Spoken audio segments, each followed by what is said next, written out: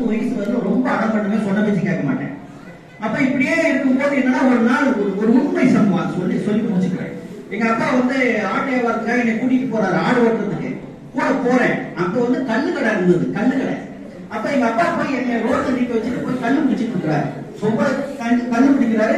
என்னோட அப்பா நம்மளை விட்டுட்டு பிடிக்கிறாரு. நான் அப்படியே பார்த்துட்டே இருந்தேன். அவர் ஏன்னா குடிக்கிறாரு அப்படின்னாரு. ஆமா அப்படின்னு தலையாட்டினேன். அவர் நேரா போய் ஒரு தமிழ் வாங்கி கையில கொடுத்தாரு. குடிச்சிட்டேன். அன்னைக்கு 6ஆம் வகுப்பு படிக்கிறேன். நேரா வீட்டுக்கு வந்தோடனே என்னால பள்ளிக்கூடம் போக முடியல. அப்படியே அசந்து தூங்கிட்டேன். எங்க அம்மா போட்டு விளக்கமா தடுத்து அட்டி பிசர் கலக்கிட்டாங்க.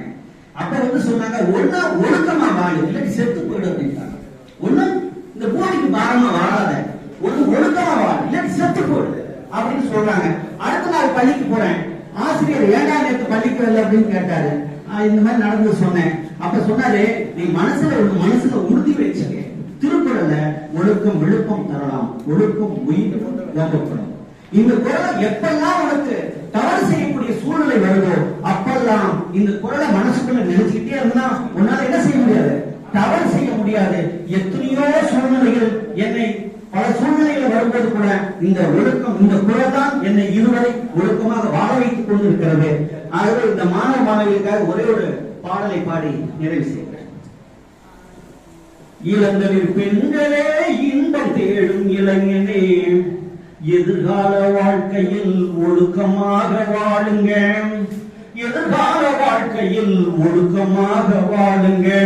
காதல் என்ற கனவுக்குள்ளே நீயும் போகக்கூடாது. கடமை தவறி நடந்து கொண்டால் காலம் முழுதும் கஷ்டமே. தீமை என்ற பழக்கத்திலே தினமும் சாகக்கூடாது. தீமை என்ற பழக்கத்திலே தினமும் சாகக்கூடாது. திரும்பி வாழ பழகி கொண்டால் நன்மை தரும் உலகமே. நீ திரிந்து வாழ பழகி கொண்டால் நன்மை தரும் உலகமே. இன்று போல என்று வாழ உங்களாலே முடியுமா? இன்னும் வரும் துயரங்களை தள்ளி போட முடியுமா? இளந்தரி பெண்களே, இன்பம் தேடும் இளைஞனே, எதிர்கால வாழ்க்கையில் ஒழுக்கமாக வாழுங்க. உங்கள் வாழ்க்கையே உயருங்க. நன்றி.